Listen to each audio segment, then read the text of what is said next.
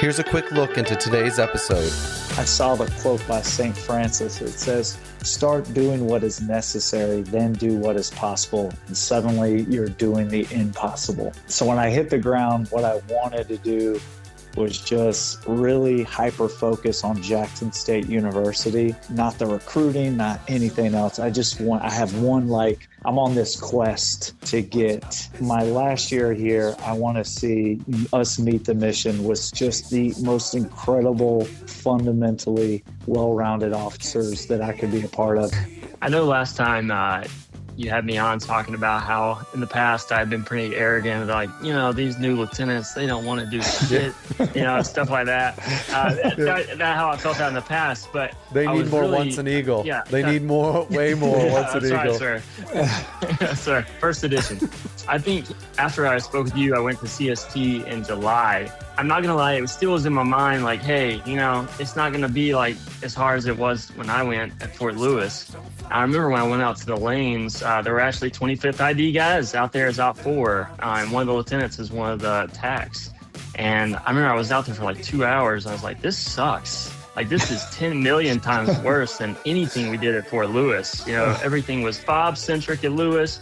I was coming back to a tent every night. And these guys are huddled out in the patrol base. Like, this is awesome. And at the same time, it's like, this is awesome, Every time, whenever they let me talk to the cadets after like an AAR or something, I would tell them like, hey, you guys should hold your heads up, because I didn't have to put up with any of this. In fact, when I went to camp, the ticks, the mosquitoes, the heat, just everything about Fort Knox. Honestly, comparing it to my LDAC experience, I think they are getting better training, especially when they get out to all the patrols that they're doing. Because I think they do 3 different areas where they're doing patrols. Yeah, some of those, it was like being at Ranger School. That's when I was just walking along. Welcome to another episode of Teach Me to Fish, where our purpose is to help leaders better understand what drives people. In today's world, the core of recruiting and retaining talent revolves around leadership. And not just average leadership, but motivated, values-based, inspirational leadership. Our purpose is to get a little bit better every day. Progress equals small victories and stacking habits. Habits like getting up early, working your butt off, learning something new, being positive, and surrounding yourself with phenomenal people. Okay, so here's how today's conversation is going to go. I'm going to call in on 2 people. I'm going to call in on Donnie Castelow, episode number 40. Be a collector of good people. Donnie Castelow is currently out at Jackson State as a senior military instructor. Then I'm going to call on Jophn Howell. So I'll have both of them on there. Jophn Howell, episode number 54. He is the servant of leaders. He's now out at Cadet Command. His episode, Always Be Selling. So I won't get into all the details about where they came from. You can listen back to those episodes and listen to their stories, but we're going to get right into it. The episode today is going to be all about all things ROTC, what they're seeing out there, how the Army's building leaders, what they're doing out there at their schools, their programs. I'm also really looking forward to just hearing some of their stories and some of the recent things that they've been seeing out there. So let's see where this conversation goes. Yo! Sir! Let's go, my man. How are you? Hey, Jersey looks good. Jersey looks good. Go Pats. Go Pats. No days off. No off. days. Yeah, man, I'm fired up. I'm trying to wear my Patriots swag every day, everywhere I go, until the season's over. Man, it's hard to believe we're already at it's already Super Bowl time. I can't believe it. I know. Big moments. Yeah, of all the ones, moments. this one's kind of feels so much different, especially because there was no expectations for the Pats to be there. So I'm super excited. True. More excited than I have been in a long time. But I love the NFL, so I'm super fired up about it. How you doing, brother? Great placement. I'm doing so great, sir.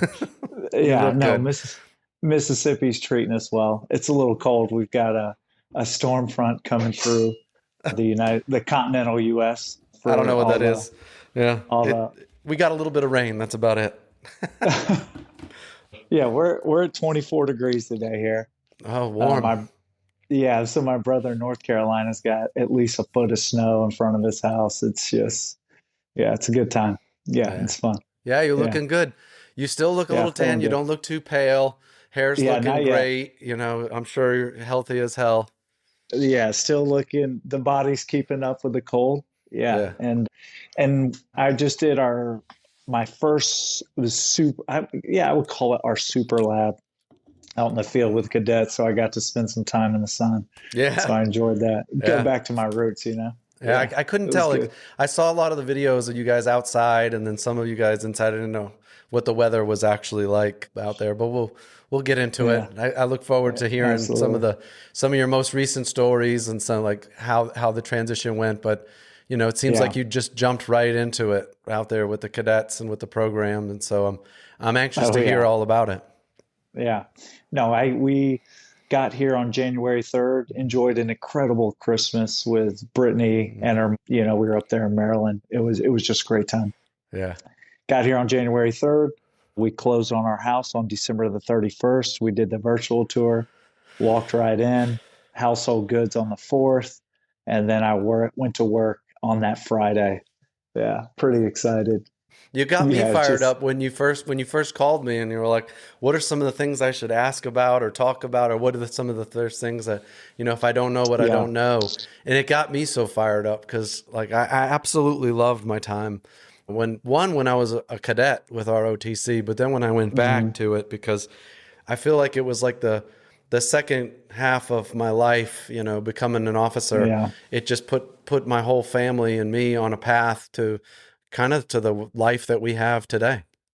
Yeah, it's surprising because I joined at 19 enlisted, so I never saw that part of the Army Yeah. where there's a struggling college student that makes this very dynamic decision to say, "Hey, you know what? I think I want to be one of those Yeah. men or women who kind of just leads America's sons and daughters." So, my first week on the job, I got to go down to Freedom Hall at Fort Benning, Georgia to watch 6th Brigade do its internal best ranger, like cadet, to see who would go to Sandhurst. 43 teams, 9-person squads with 2 alternates, almost 500 cadets centralized in an area. So when I walked in there, just Yeah. kind of, you get wrapped up in the moment, especially for, I think, older guys who, which I would humbly say that, hey, they got it. Yeah. It was such a surreal moment to see just a young group of Americans just coming together, all walks of life, just wanting to do the same thing with the same mentality, same ideals, same values, Yeah. doing the things that I really believe in. American values require muscle. Yeah. Army values require muscle, and they're just out there putting it on the line. So really cool to that's my first thing at Cadet Command. Yeah. 500 cadets, from our area Yes. just coming in and just going to battle. Yeah. Oh, I it love fired it. me up. It's one of the Yeah, things I I really remember enjoyed the that. most about my time with ROTC was doing those competitions and the Ranger Challenge. But like when you brought up Yeah. Sandhurst, that made me think of, when I first started to get to know Jophn Howell, who I'm going to call here in a second, the servant of leaders. Like he was on this huge kick with Sandhurst and going out there and visiting the cadets Mhm. and everything, and it just kind of opened my eyes to how much more that was going on, out there. Let me see if I can Yeah. pull him in. Let's see how hard this is for me to pull. Okay. Sure. How's it going? Oh my God, there he is. Sorry, I'm getting away from the kids real fast. There I you locked are. all mine in a room. Yes. There we go. Look All right, at I'll wear you. my Look at special. there it is.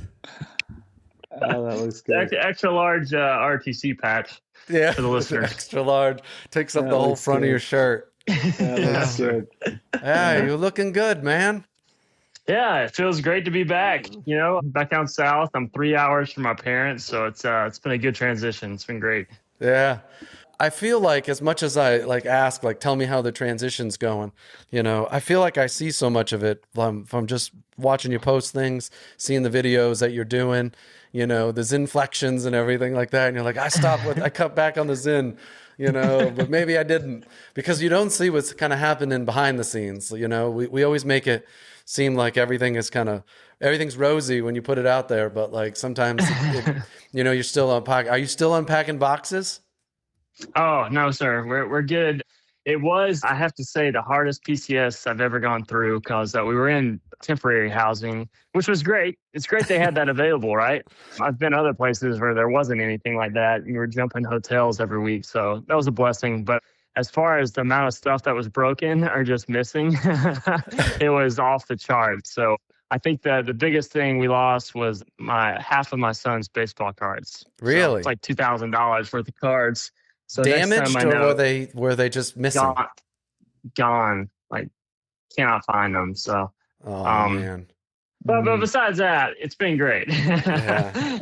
It's been a good transition. Definitely enjoyed, I guess, being back to an active duty flavor, I guess you could say, even though I'm reserve. And it's been good working at Cadet Command, even though I'm working with like 90% civilians, retirees and now civilians. So it's been really good. It's been definitely a change. Never had a job like this before, but it's been great. Yeah. Hey, tell us what you are doing right now. Yeah, yes, sir. So I am the United States Army Reserve Scholarship Program Manager. So basically, any guaranteed reserve forces duty scholarships, GRFD scholarships, I'm the coordinator for that, logging them in the cadet system, CSIMs, if y'all know what that is. I haven't heard that acronym in a minute. And I just got like chills, like thinking about CSIMs. Oh my goodness.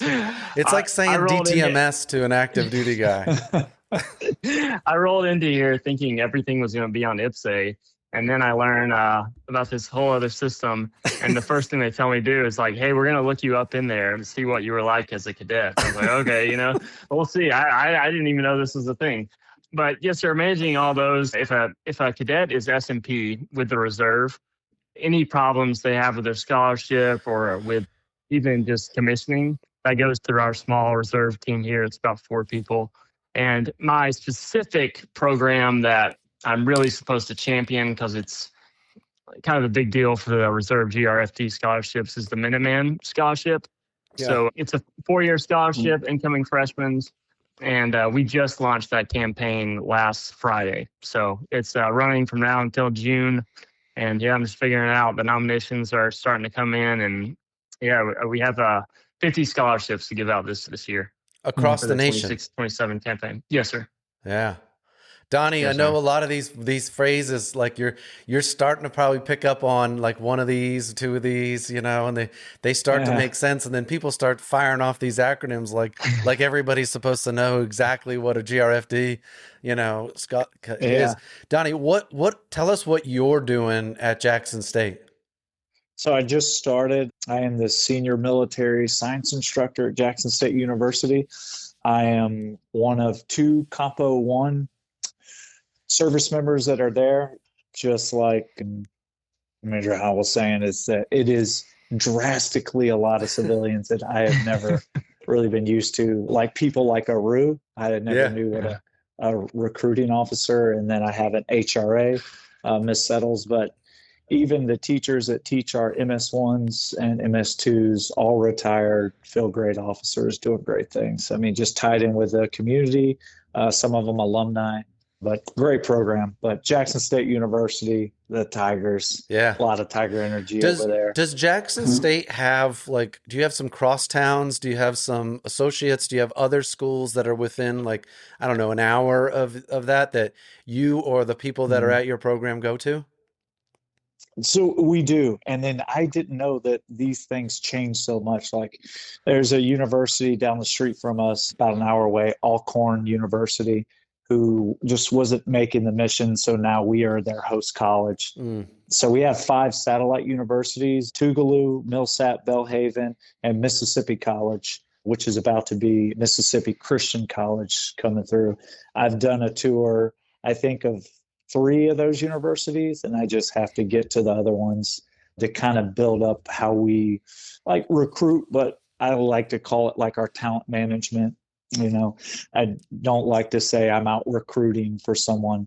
I don't think the military gives a monetary value to this. I think it's a life of service that you get to choose, and I'm giving them an opportunity to serve in the most respected profession in the history of the United States of America. Yes. So I go in Amen to there a little that. bit different when I talk to the dean of admissions. They're like, "Hey, do you want to recruit?" I'm like, "No, I'm not here to recruit. I'm here for your talent. Yeah, I John, want your I John, want your you top you talent." were a recruiter, right? And so like, and you've done recruiting, but you've also done ROTC, and you've been back and forth. When someone says, what's the difference? What's the difference between recruiting and, getting people to join up for ROTC? What's the difference? I mean, I think it's at least coming from the enlisted side, which is what I did mostly in the Guard with Washington, like bringing enlisted in. It does seem like there's a lot more gates they have to jump through.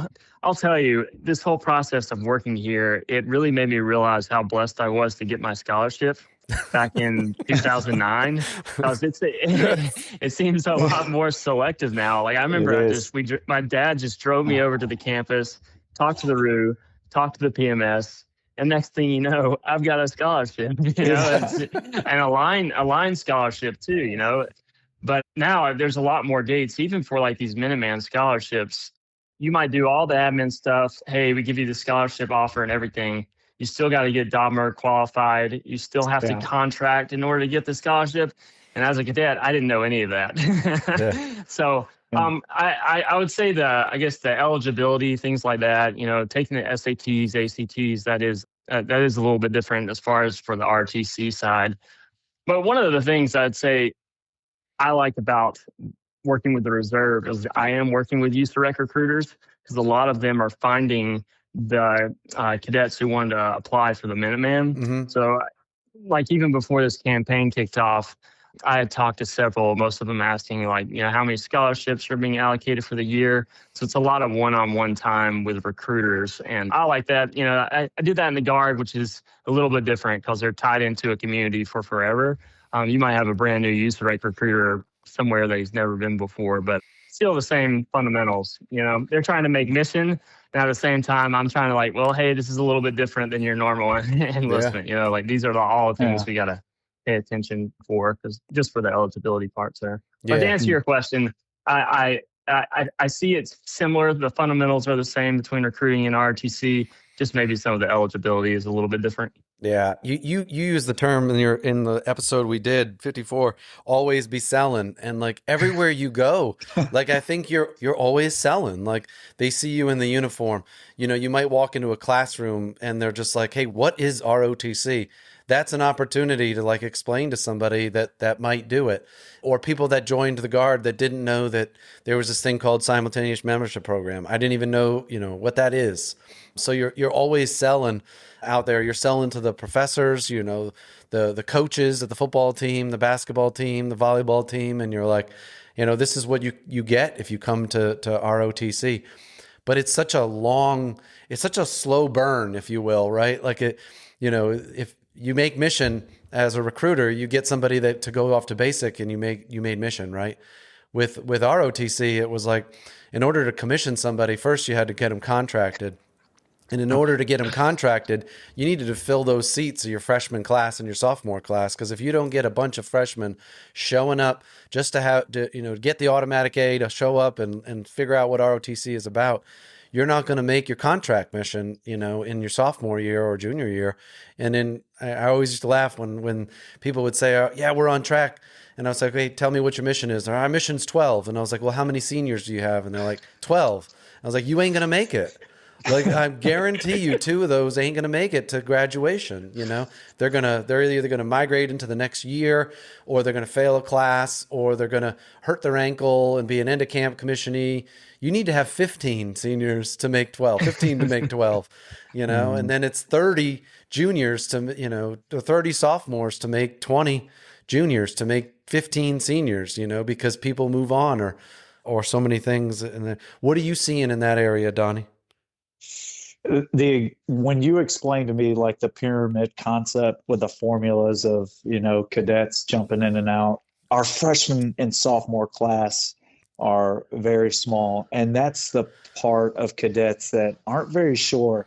And the reality is that these are, especially where I'm at a HBCU, and I mean, yeah, it's $6,000 a semester, but these kids don't have a whole lot of money, Yeah. So it's like, is this really what I want to do for the rest of my life? and it's hard to even pull the freshmen in because we don't have a big forum in the college yet that says, hey, if there's an orientation for the school, let's give ROTC 2 minutes coming inside the orientation.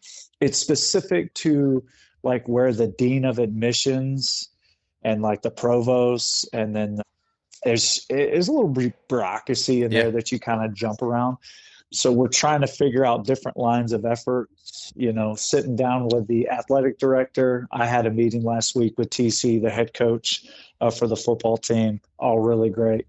So I think I just got to be present around the people that I want to attack to bring in.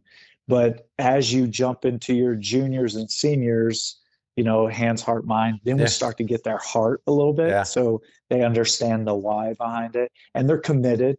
But absolutely, it's tough. Like, because we've had our brigade say, hey, I can't give you a scholarship for this. Mm-hmm. I can't fathom that, because back like 15 years ago, everyone's like, oh yeah, we'll give scholarships, left and right. Out like candy. It's not like that. Luckily, you have the different compos that you can kind of deal with. But once they go to summer camp, if you have a cadet that's not really, performing at a level that we need them to perform at, active duty's out of the picture for them. It's not going to happen. And for me, I was like, wow, I didn't even know that. When they're not graded on tactics, they're graded on specific leadership attributes from 6-22. But it is kind of interesting to see that dynamic. If you don't have a freshman class of 50 cadets, you might get 12 of them stay in the program and graduate as a senior. No doubt. So it's like the really secret. The secret is like the freshman and sophomore class. You'd think that it's more in the junior, but Colonel Duncombe taught me this. He was at the professor of military science at Ohio State, and then later on he became our brigade commander at 4th Brigade ROTC. And he said, it was the freshman class is the secret. You want to fill the seats and you want to get as many of them in. And when you're talking to them and you're talking to their moms and dads at the, when freshmen would show up at the freshman orientation, he learned real quickly, like they were not interested. The moms and dads weren't interested in the money. And I was like, I didn't understand that. I said, well, tell me what you mean by that. And they're like, well, like we can afford to send our kids to college. Like they're here to get a degree and we need to get good grades or play sports. They're not looking at the military because they just want to get the money or the scholarship. And what he said was, if they might be the wrong people we're looking for. Like it's about service and it's about, I want to serve and I want to be a part of that. But if the only reason that they're interested in talking to you is to try to figure out a way to get contracted or get a scholarship, those aren't the people that we're looking for. And when we say it's, we got contracts for days, we got scholarships for days. Yeah, we got them for the right people.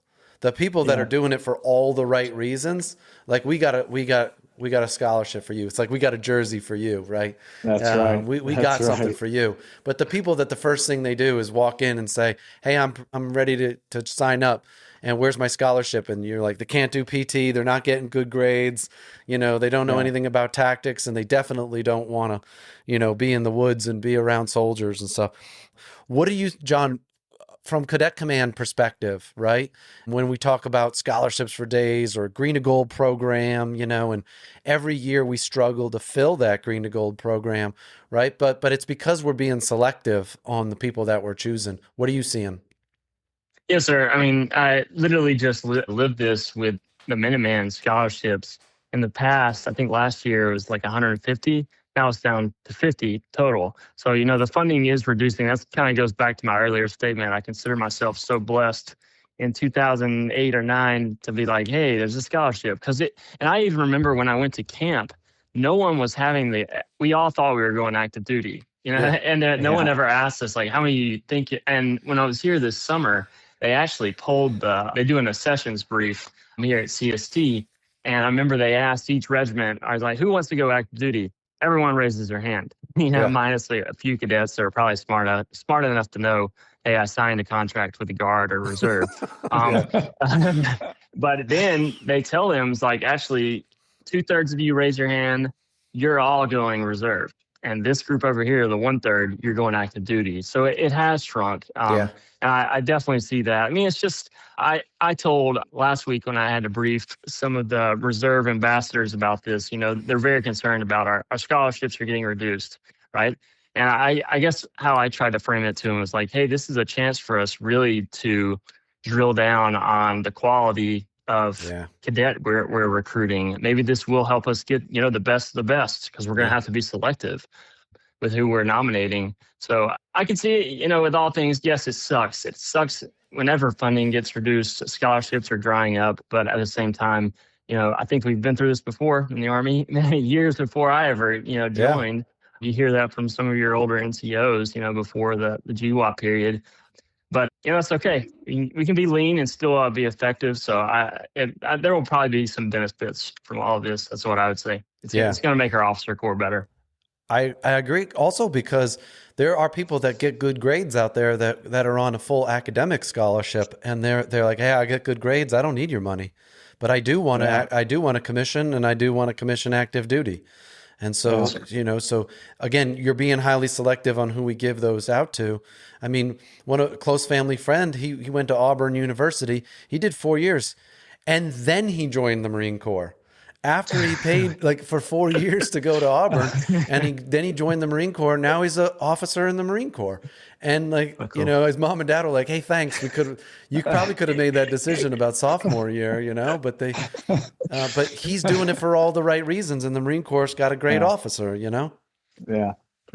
I do have to say, when I got my scholarship, I remember I came back on winter break, and my mom and dad had added onto the house, built put on three TVs in their walls and stuff. And I was like, is this? And I remember asking them, was this my scholarship fund? If I wouldn't have gotten the one from ROTC. And my dad goes, yeah, it was. This is all you, John. Yeah. That was like when Ryan got into West Point. We were like, oh, jackpot! All that money gets reinvested into something else. Yeah. Yes, sir. Yeah. Donnie, what else are you seeing out there on campus? Like what outside of like a recruiting or scholarships, like what kind of smacked you in the face when you first got there?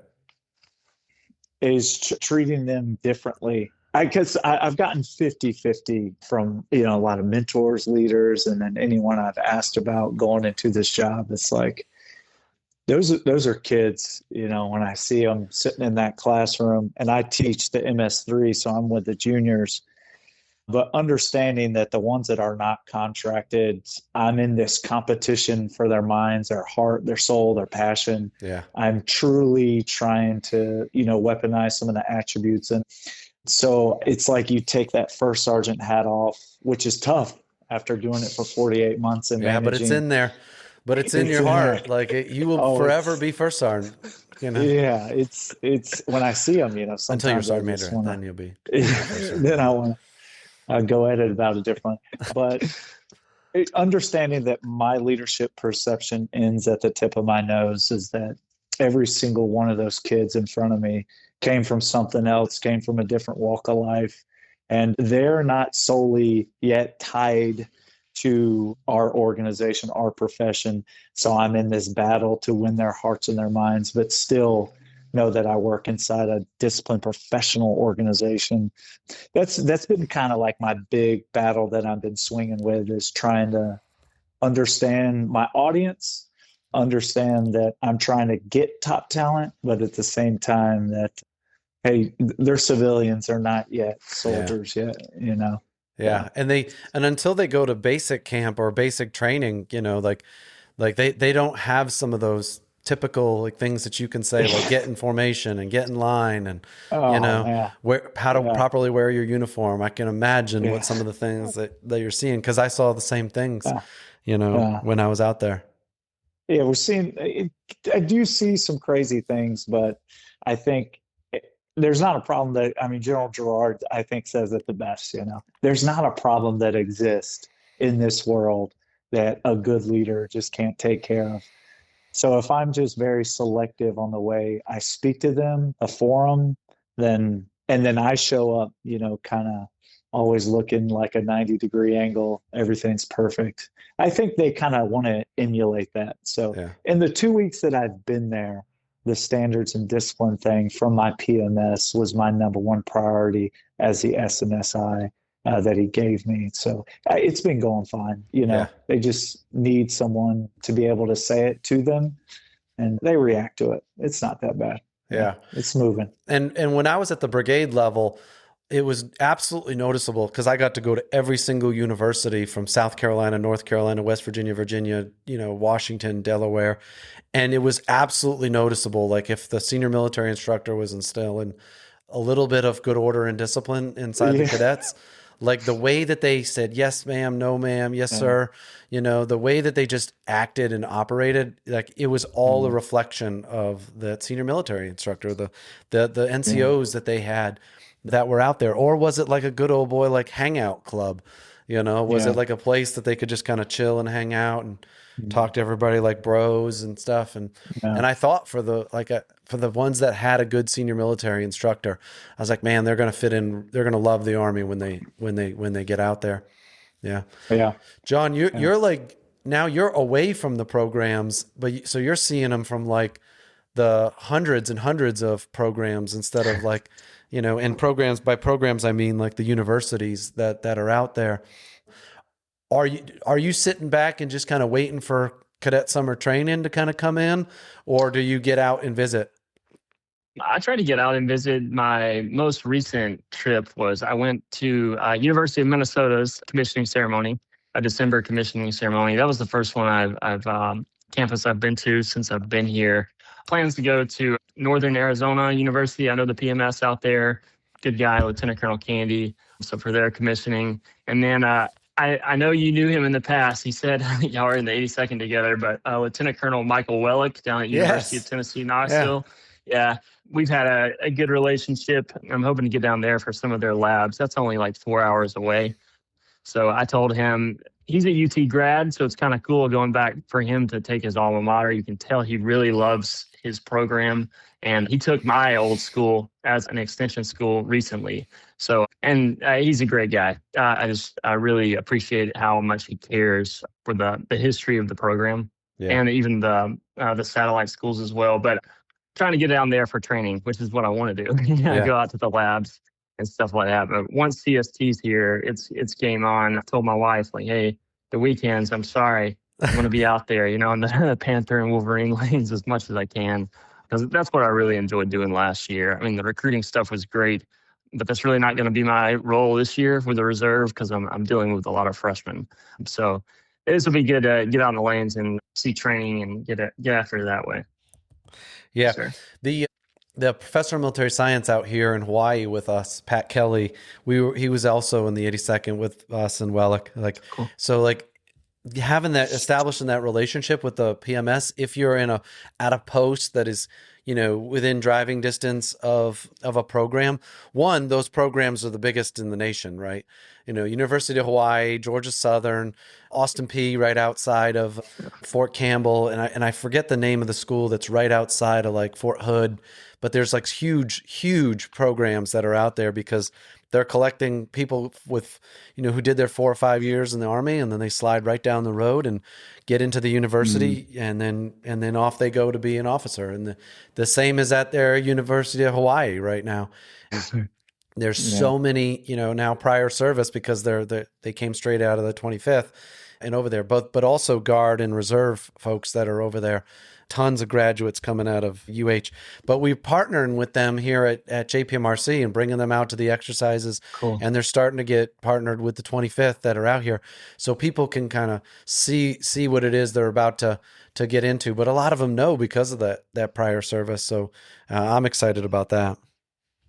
It's like a free CTLT experience. Yeah, it is. And it gives them, I think it helps them pick how to do what they want to do for CTLT, and figure out what branch or what MOSs they want to be around, what maybe they want to go to a location because they don't know anything about, the East Coast or Fort Bragg, and they just want to go see what it's like before they make a commitment to that post or something like that. Donnie, CST, Cadet Summer Training, right? Has that kind of hit you that is a big deal? Oh yeah, I'm looking through policy letter number 9 right now. They've made They've made some changes to it, and I won't say I agree with them or disagree with them because the Army never gets it wrong. I am trying to look at policy letter number 9. Me and my PMS, who's incredible, Major Justin Smith, big shout out to that guy, AG officer, but an absolute, just American citizen when it comes to training and leading soldiers. I love me and him together, dynamic duo. It's just I love going to work every day. We got a good team. But what I'm seeing from policy letter number 9 is, I wish I could have had it, 6 months ago. That way, when I develop a syllabus, it is synchronized with the training objectives that are nested into the policy letter. Just so I feel like that is going to drive our training. So we just did the brigade, and then our university with our 5 satellites did a big training management conference that just synchronized policy letter number 9 into the syllabuses. So there's really nothing that's not in our POI that isn't driven towards what they're going to execute at CST. And I think that's the goal, right? Yes. And every single Thursday lab it's a structured gated system, just like you have an individual and collective for active duty service members. In my mind, as I advise my officer counterpart, I don't think that should be any different. Yeah. So if I am in the fall semester, I'm in individual. If I'm in the spring semester, I'm collective. Yeah. Right. And it's now that we have it, and now that I'm able to wrap my head around it with a bunch of folks that have college degrees, really helps out. But the policy letter number 9 that's my golden goose egg. And I remember, because being the Brigade S3 and Brigade XO, you had to leverage the talent that you have across your brigade, and you're with 6th Brigade, and then your commander was also in the JD Dumser. He was also in One Panther with me and Wellick and Pat Kelly, and we were all in, so it's the same crew. But you leverage the talent, because not every senior military instructor can do what you just said, right? And so you leverage the talent. Have you got a chance during Ranger Challenge to meet some of the other, leadership at some of the other programs and started to kind of tie in with them? I was looking at it that was really the number one reason why I went. One, because I still had 1,000 boxes in my house. You left that all for Brittany. I'll be back, and the boxes better be empty. Yeah. The kids aren't enrolled into school yet. Put them to work. I had to go get the minivan from the port in Georgia. So it wasn't probably not the best time, but I was like, I got to go. I got to meet some of these folks, because I had no idea what I'm doing here. And it's crazy when I walk into the room. Master Sergeant Bachman, David Bachman, me and him were squad leaders together in the 173rd, went to Afghanistan. He's leading up Old Miss. AJ Duncey, he's at Auburn. So it's like I walked in there and I just saw a group of all your boys. Teammates. Yeah. Yeah. I know 6 of the SMSIs at the universities, personally. Yeah. So I got added into a WhatsApp chat, and then we kind of brought our heads together to see, hey, how are you preparing for the summer training camp? And I just got so much, great things. The Army's not made up of people. It is people. So getting around the people that are really affecting that. And then our brigade CSM shot some ideas to him, got some feedback from him, got to meet my brigade commander for the first time. Yeah. Hit him with a 1 Panther. So obviously I moved to the front of the line. So I appreciate that. Yes. H-. That was really good. Just getting around all the subject matter experts, humbling yourself and say, hey, how do I do this? What do I do with my hands? It was really good. I enjoyed it. Yeah. You'll see commissioning, but John, you've been to a December commissioning. How is it different for the cadets that are getting ready to go off to the Army but they're not going to camp? You're prepping it's 2 different audiences, right? One that just about to go off into the real Army, and then the other is I'm getting ready to go play Army at summer training. Yes, sir. It was different. It was a smaller class. That was more for one thing. And most, I would say also, I think they commissioned about 13. Minnesota, I want to say with all their crosstown campuses, it's 200 something cadets. Good program. And I did not know that program's super old too. They had photos hanging in their COF area. from like the early 1900s of cadets, Yeah. like Alvin York, dressed like Alvin York, working on a machine gun. I was like, man, where'd you get this? This is awesome. Shit. Yeah. But I don't know. I was like, who knew this? A much smaller commissioning class. A lot of those guys go in reserve. 5 of them were Minuteman scholarships. So I was like, I got to take a picture with you because you were the fruit of, the scholarship. But I mean, at the same time, even a couple of them were going active duty. One was getting an M3 officer. I met him at Sandhurst. Going to be a great M3 officer. He'll start Bullock in February. Sorry, conditioned to the cold, so he'll be good. But just all of them, even though it's a little bit out of cycle. I do feel like it is because a lot of most of the commissionings are coming out of the spring. It's just a fact of life. Their spring commissioning will be bigger, but I would say their priorities are right, and they're still going to get after it. So it was rewarding to see. I loved every minute of it, even though it was so cold up there. Yeah. I was like, I don't know how. I asked them, I was like, "You guys PT outside here?" And they're like, "Hell no! Come look at our indoor gym. There's just there's treadmills for miles." But it was really cool experience getting to see that program. And I'd only met them at Sandhurst, and they brought me out there. So it was good. It was a really good experience. Donnie had to buy some cold weather gear. He had to get a sweatshirt. Like, he never wore anything besides a t-shirt, that showed off his 28-inch arms, all the time. And, we made fun of him, said he was wearing medium t-shirts and stuff. But, here in Hawaii, a sweatshirt is only when it drops down to 72. It's like, oh man, it's cold. Get the hoodies out while you're out here. So that's a whole nother level of cold. It is. That's out there. But I remember during commissioning season, especially at the brigade level, we started synchronizing all of the commissioning ceremonies and when were they going to be and where were they going to be at, who's your guest speaker, because a lot of the units and a lot of the seniors are saying they would reach out to us at Cadet Command and at the brigades and say, hey, let me know. Raising my hand and I'm willing to go out there and be a guest speaker, at a commissioning ceremony. And so you'd get everything from colonels to general officers to, folks that wanted to do it in that area. And at Fort Bragg, we had a lot of universities at that area. So, and a lot of ceremonies to kind of fill with guest speakers. So those of you that are listening right now and you're interested in being a guest speaker, they're looking for them, and now's the time to start looking and figuring out where you're going to go and where you're gonna talk to some of those people. Yeah. What else is on y'all's mind? What have you brought from your last place and you kind of get to this new spots, Fort Knox, Jackson State, and you were like, I thought this was going to be a big deal, but instead it's like, I'm spending a lot more time, doing this. Go ahead, Donnie. You want me to go? Okay. Yeah.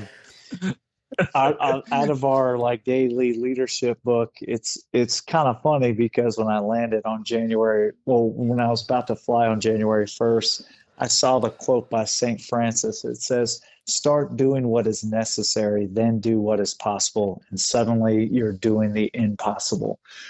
So when I hit the ground, what I wanted to do was just really hyper focus on Jackson State University rather than really anything else, but not the recruiting, not anything else. I'm on this quest to get just my last year here. I want to see, us meet the mission was just the most incredible, fundamentally well-rounded officers that I could be a part of, Yeah. I'm on this all-time big quest to do it. When I was a first sergeant in the 25th Infantry Division, I had a really good partnership with the University of Hawaii. And not just their ROTC program, but Mr. Alan Ho, since we did his son's memorial ceremony every year, linked me in with retired Colonel Trey Johnson. So Trey is one of the leadership professors there. So I've kind of developed this small line of effort. It's kind of like my personal thing that I'm doing. Not only am I meeting the Dean of Admissions, but I'm getting a list of students that are going for organizational or any type of leadership degree. And I am signing up to speak at those colleges at their leadership forums. Yeah. So rather than me go there in a recruiting capacity, I'd like to go there wearing this uniform saying, hey, this is one way that the Army does things, this 250-year-old jersey. Yeah. Like that one size that comes in legendary. We just want to offer them a chance to work, come into this profession. Just because I think that's important, because a lot of the students that I've been around, they don't even know about it. They don't even know that it's like a gateway to come in. So I'm really doing what you said, trying to attack the athletes with the athletic director, and then their nursing programs. I want to fill those contracts in. But I just don't think there's any other better way to go about it than you're interested in leadership, business management. I want to get my hands around those folks. So that's just kind of the little small thing I'm trying to do over here. Yeah. John, like, you saw Cadet Command from a distance, you went to CST, but it's different when you get to see behind the curtain. All of a sudden you get to see these things kind of coming. What was there something that like you came in and you were like, I thought it would be this way, and it was just totally different. Something else was way more important. I know last time you had me on, sir, we were talking about how in the past I've been pretty arrogant, like, these new lieutenants, they don't want to do shit, stuff like that. That's how I felt that in the past, but I was really... They need more Once an Eagle. They need more, way more right, Once an Eagle. Yes, sir. First edition. But I think after I spoke with you, I went to CST in July, and I'm not going to lie, it still was in my mind like, hey, it's not going to be like as hard as it was when I went at Fort Lewis. I remember when I went out to the lanes, there were actually 25th ID guys out there as out 4, and one of the lieutenants is one of the TACs. And I remember I was out there for like 2 hours, and I was like, this sucks. Like, this is 10 million times worse than anything we did at Fort Lewis. Everything was fob-centric at Lewis.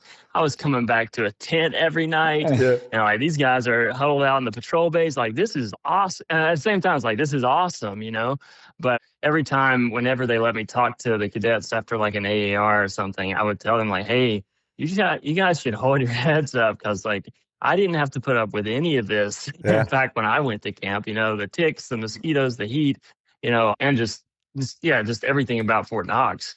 And I see the value. I think they are getting better. Honestly, comparing it to my LDAC experience, I think they are getting better training, especially when they get out to all the patrols that they're doing.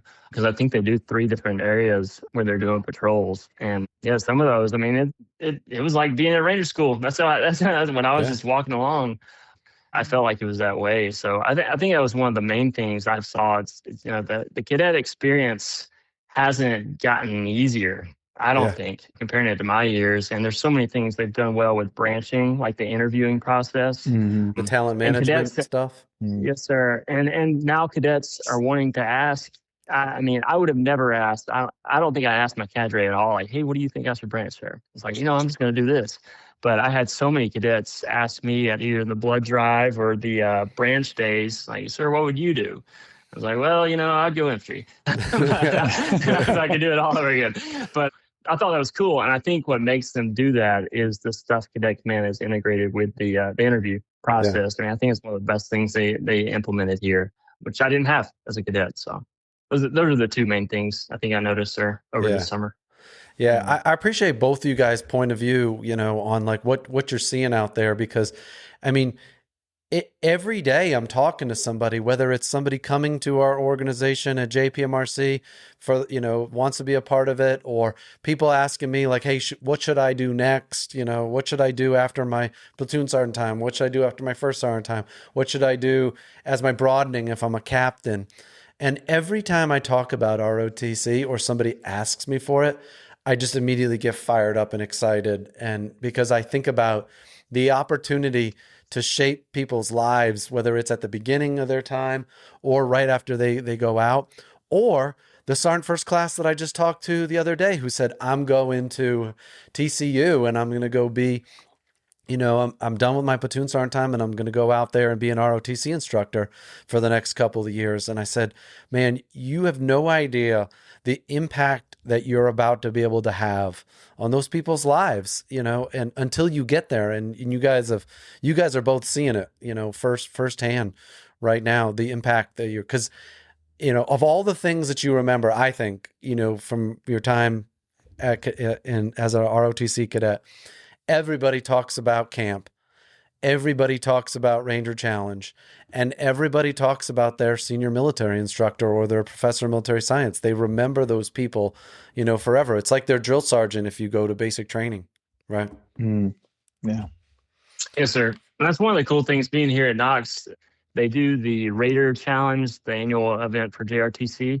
And what's cool is my SMI, he retired out of the 101st and he got integrated into a JRTC program there. So he'll be here. And my PMS did the same thing. So it all kind of just cycles back together. And what's cool, they're both located in Tennessee, and now they send JRTC cadets to my old program. So continuing to give back, even though it's in a different way. And I love both those guys. I still talk about them all the time to cadets that I meet, and like even my wife. So yeah. I think Colonel Wayne put it really well. He's like, as cadre, you'll be remembered for forever, either for the great reasons or the wrong ones. So I think that was one of the best statements I think he had on his episode, sir. Yeah. Donnie, what are you looking forward to the next couple of weeks? What do you got that's coming up right in front of you? So we got some good training events working with the National Guard, and being active duty for the last 18 years, I haven't really ever done a whole lot with the National Guard, but I'm seeing how I need to exercise those relationships. If I need to get into an arms room, I need to have a good relationship with the National Guard. Mm-hmm. It's because, there's no bases near me. So I'm trying to have her to leverage that relationship to be able to actually get some training aids, use some things. So we got the National Guard is really starting to get integrated in with our training calendar. They're going to grade our PT test at the YMCA. Never done one there, but they're going to grade First time for everything. YMCA.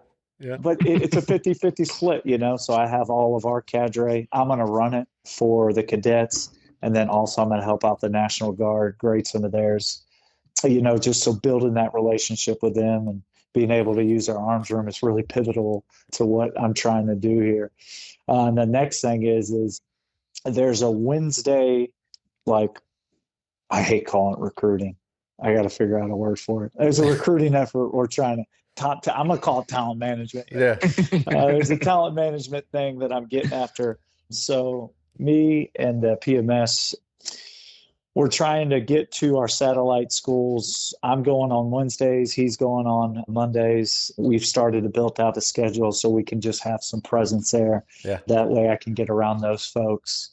And I think the biggest thing that I have, in my 50 yards that coming to me, is this meeting I have with the Jackson State University's football team. RAFs just released their new assessment to graduate from RAFs. They have a physical assessment. It's 800-meter run, moving a few heavy things, moving the body around. So me and the strength coaches built out a plan for the football team. We're going to run them through it. I'll have the senior cadets kind of involved. That way the football players can kind of see those folks. Yeah.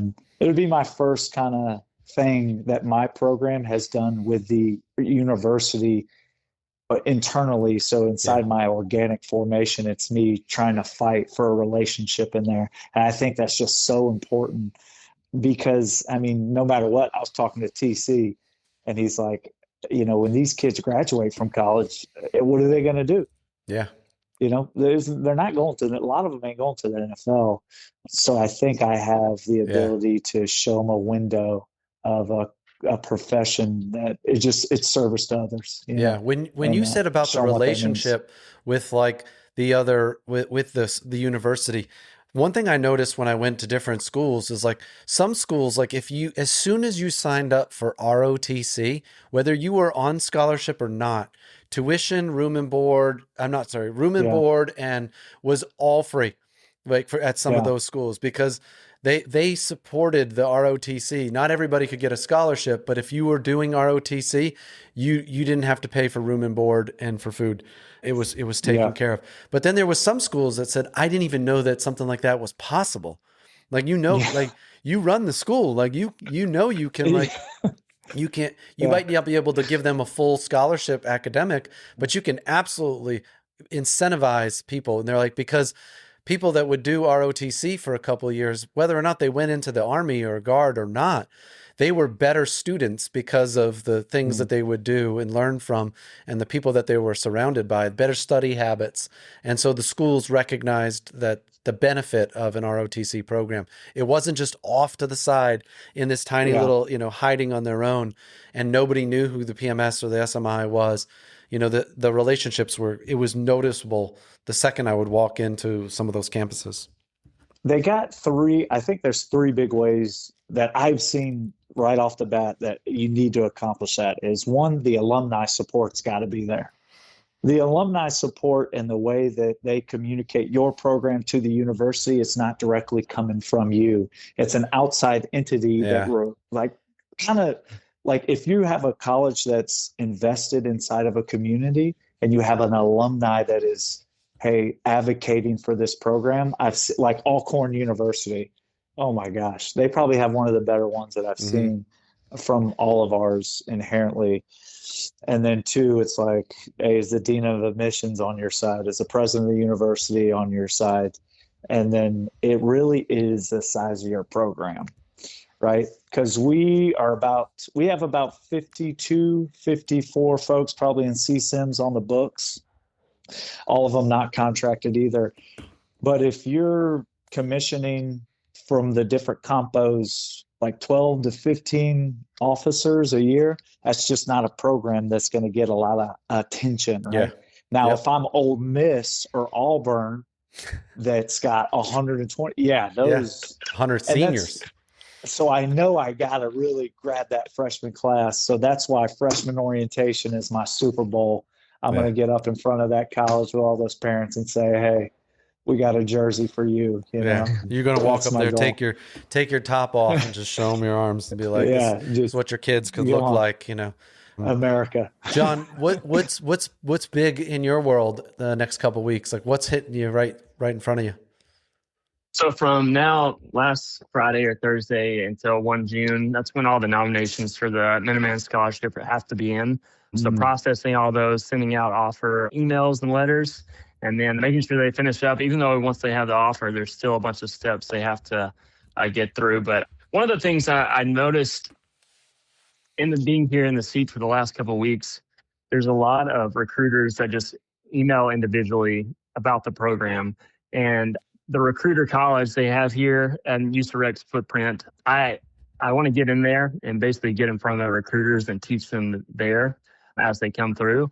So once they're out in the field, they're not wasting time having to ask a lot of questions about the admin documents. So the two big things are handle all the nominations that are floating in from now until 1 June, and then really getting in front of recruiters, giving them the tools to succeed. Because I think that will solve so many issues and time, for both myself and the recruiter out there.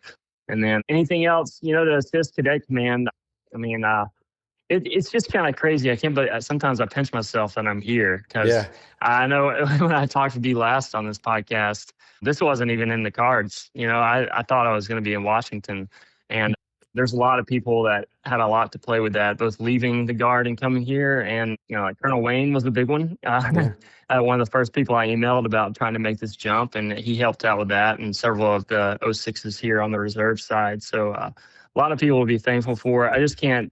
Sometimes I just can't believe how blessed I am to be in this job and really being able to give back to the program and organization that made me and paid for my school. So it's really been a great blessing being back here, doing what I want to do, Yeah. Because it's so rewarding. And I think what I notice is that people that are working in their gift, like on a daily basis in the areas that just are so rewarding and fulfilling to them, it doesn't matter. It's not like they're not even getting paid, right? It's not even like work to them. It's like you're out there just screwing off all the time, doing these things. And it's like, I do get paid to do this. And like, this is what I love to do. And, you're so right. Like, I thought you'd be up in Washington still right now, and I thought Donnie was going to be our operations sergeant major for the unit that I'm in. Like, I had already picked out his office and handed him his patch, and like I thought for sure like we would be here together. But God's got a plan for all of us. Always. And I'll be heading here. I actually leave Tuesday night. I'm flying to Alaska to run the big rotation up there with the 11th Airborne Division with friends of mine, Chris Brawley and Jeremiah Wagoner. That's the Arctic Wolves going through their JPMRC rotation up there. And I'll be up there. Big shout out to General John Cogbill. He was my platoon leader when I was an NCO, when I was a team leader and a squad leader. So now my platoon leader is now the division commander, and I give him a shout out because he's gonna embarrass me and talk about this episode when I get up there. He always does, on the VTCs and everything. But it's going to be like I'm hanging out with my friends, doing what I love to do to help people, help leaders and run this huge exercise with the Arctic Wolves and their motto, up there in the Arctic. I think it's like -20, -30 right now up there with all the snow. I'll try to do a better job of sharing what we're doing up there, because last year there was this huge social media shutdown right when we went up into Alaska. So we couldn't share like what was going on up there, but I will, because the 4 Rules of the North, you got to listen to, if you haven't heard it, Chris Brawley's episode where he talks for about 30 minutes about all the things he learned last year. And my favorite one was the one under the 5th rule, which is like everything breaks at -40 except the will of the Arctic Wolves, and that's his unit. So I'm looking forward to, kind of going in there like Rocky and just focusing on training and in Siberia, and being up there with them and doing it. So that's what I'm looking forward to. Is there anything that you guys had hoped we would have talked about during this quick hitter, and that I didn't weave into kind of some of those topics, Donnie? I got a lot out of it. I just learned a lot. I just learned about this Minuteman scholarship program, and I got the cutoff date for it. So if anything is messed up with reserve GRFT guys, you know who to yell at. So it's me.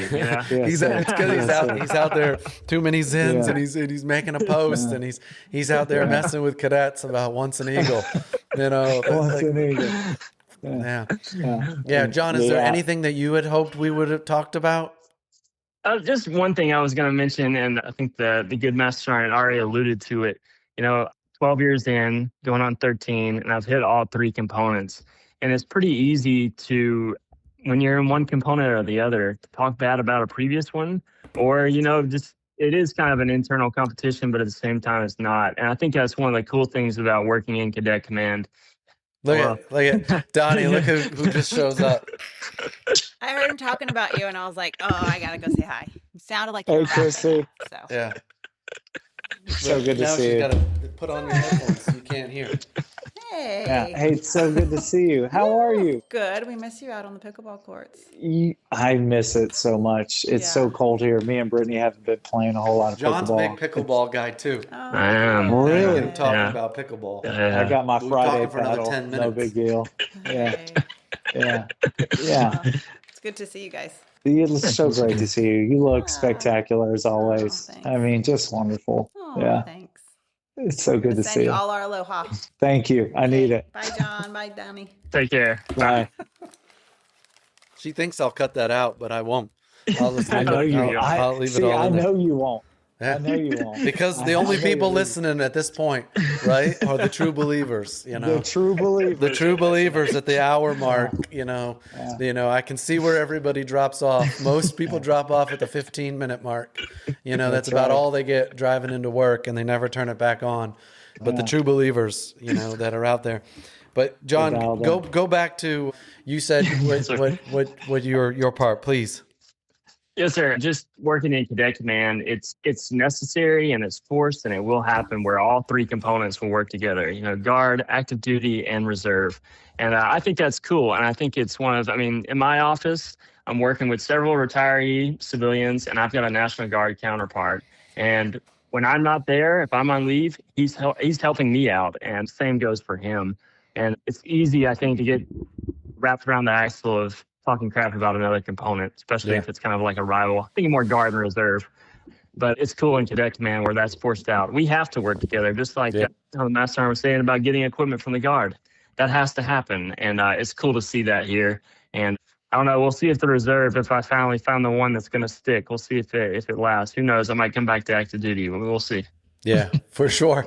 Yeah, I just want to echo too from what we see, what I'm seeing with JPMRC and the 196th Infantry Brigade is that the relationships that we have with the Guard and Reserve, the Hawaii National Guard, the Alaska Guard and Reserve, and now the Guam National Guard and Reserve, and now the Guam National Guard is participating in these exercises with us. They bring in an MP, they brought a whole MP company to the 25th Infantry Division's rotation, and that's so real because they have a real mission that they need to get validated on in order to do, whether it's in Guam or in the Philippines or Malaysia, Indonesia, wherever it might be. So they get to practice it, doing it with the units that they'll actually do it with. But we establish a relationship, and our battalion that's out there in Guam has a relationship with that unit that'll take care of them, because they're so far away. They're a 7-hour plane flight away from their brigade headquarters, and you got a relationship with these other units. Because if we do have to do something or go to war, or not even go to war, just sustain the readiness that we have throughout the theater here in the Pacific, it must be with all of the the active duty Compo 1, the Compo 2, and the Compo 3 units. They have to be. I know we're dorking out now talking about all the different, I love it, different sir. stuff. I love it. It is all tied together. But when you're taking care of these people, I think you're also taking care of their families. Because one of the Sergeant First Class that we're bringing over from the Guard, and he's actually a recruiter out there in Guam right now. And so we're going to slide him over, give him the unit patch. He'll slide over into our 3rd Battalion. It keeps his family there for another 2 years. His kids are in the same schools. They're from Guam. And if we start getting people to be able to do the things that they want to do in the service, in the location that they want to be doing it, they're going to be happy. They're going to have the support that they need. They're going to do a better job. And I think that you can take care of families and take care of your units at the same time. Yes, sir. Absolutely. Yeah. Absolutely. Well, thanks so much, guys. Like, 1, it was great to see you guys. 2, like I learned so much about what's going on out there and from you guys, so I can share it with the people that I talk to every day, but to share it with the people that are out there that are listening. I'm super thankful for you guys to be a part of my network of people that are out there. And so it was good catching up with you guys today. Sir, I appreciate you having the conversation with us, but I think we're a product of all that we've met in the Army. And before I even took the job, you taking the time just to sit down, talk with me, show me the framework. I think the best colonels in the Army are professional decision makers, but they do this more than anything. They're able to frame problems, right? And you sitting back and strategically kind of showing me how I should go about them. I appreciate it more than you know. That kind of just helped me walk into a room with a bunch of folks that have never met me before, but I was able to kind of communicate how I can be a part of their organization effectively and be the dynamic leader I am today, just because you've taken 20 minutes out of your day to have that simple conversation for me. And just like General Clark said, sir, this platform and what you're doing with it, I think it's just incredible. Most of my cadets we drove down to Fort Benning with all my seniors and juniors that were on our best squad team, and we listened to Rob Shaw's episode. Oh, man. Every single one of them. I mean, so the impact that you're having on the organization, and then, leaders like me, I appreciate you, sir. No days off. Thanks, brother. Yeah. Yes, sir. Don't get discouraged. I know with content creation, sometimes it can go like this, but keep up the episodes. I know I didn't get a chance to tell you this, but when I was at CST, I was walking through a PX, and a brand new lieutenant working CST stopped me and was like, "Hey, sir, are you that guy from the Teach Me to Fish podcast?" And I was like, "Yeah." I was like, "You listen to it?" And I was I wish I could remember his name, but at the blood drive and the bone marrow drive, several cadets had told me. One, he said he was a family friend of your family, but they mentioned the podcast. And the greatest thing was my old battalion commander, Colonel Kleisner, emailed me and he's like, "Hey, I enjoyed listening to your Oh, episode." man, that's Kinda like awesome. Claire. Yeah, He's like, yeah. I sent it to my son, who's a cadet at Oregon, to listen to. That's awesome. So that was just kind of cool for me. But sir, keep it up. You don't see what you're doing nationwide and for the Army. So keep it up, sir. Don't get discouraged. These are great. And I made your Spotify Wrapped. You were the #1 podcast for me. All right. So know that. I listen to every one of them. Yeah. Well, the only question Ryan and all of our teammates, when they went up to the Army Navy game, they asked, they said, "Hey, is Servant of Leaders going to be at the Army Navy game?" And that they made me ask you and find out if you were going to be there. Yeah, they're like, maybe Sandhurst, sir. Yeah, when you get out to Sandhurst. Sandhurst, you'll see this. She'll come running up because she's got no problem running up to people and saying what's up. Because I told her if you see the Secretary of War, let him know what's up. And sure as shit, like he came walking up the same stairs where she was, and she got it done. Cool. So, all right, thanks guys. Hey, it's great talking to you. Have a great rest of your day. No days You too, off. sir. Go Pats. No days care. off. Go Pats. See you, sir. See you, sir. Thanks for listening today. I hope we sparked some thoughts about the people that have inspired you to be who you are today. I hope you share some of your thoughts and better yet demonstrate them for the people in your life. Our pursuit is to get a little bit better every day. Progress equals small victories stacked on top of each other, building like compound interest. Keep stacking these positive habits. Habits like getting up early, working your butt off, learning something new, being positive, and surrounding yourself with phenomenal people. Please share your comments at the links in the show notes and DM us at Teach Me to Fish podcast on Instagram or Facebook. Looking forward to our next conversation.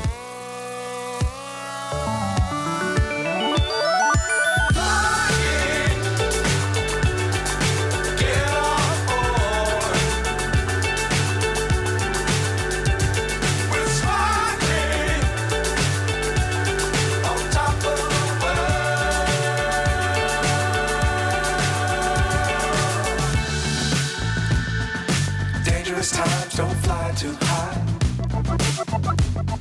Be sure to keep the ground in sight.